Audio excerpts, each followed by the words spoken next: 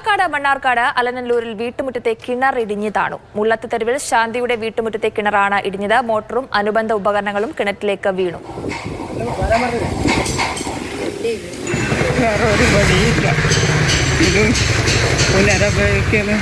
ഞാൻ കൂലി പണിയെടുത്തിട്ടാണ് ഞാൻ ജീവിക്കുന്നത്. എനിക്ക് വേറെ ഒരു വരുമാനമില്ല. നിങ്ങൾ എന്തെങ്കിലും സഹായിച്ചു തരുന്നതാണ് എന്ന് നോക്കുന്നു.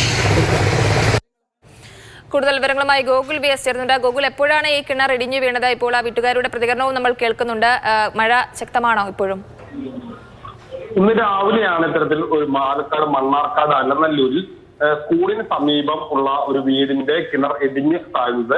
ശക്തമായ മഴ ഇന്ന് രാവിലെ മണ്ണാർക്കാടും അതോടൊപ്പം തന്നെ പാലക്കാട് വ്യാപകമായി ഉണ്ടായിരുന്നു.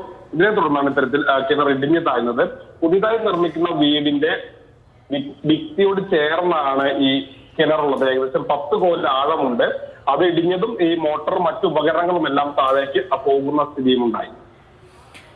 ശരി ഗോകുൽ, വീട്ടുമുറ്റത്തെ കിണറാണ് ഇടിഞ്ഞത്. മോട്ടറും മറ്റ് അനുബന്ധ ഉപകരണങ്ങളും ഒക്കെ ഈ കിണറ്റിലേക്ക് വീഴുകയും ചെയ്തിട്ടുണ്ട്. ഗോകുൽ വി.എസ്. ആണ് വിവരങ്ങൾ പങ്കുവച്ചത്.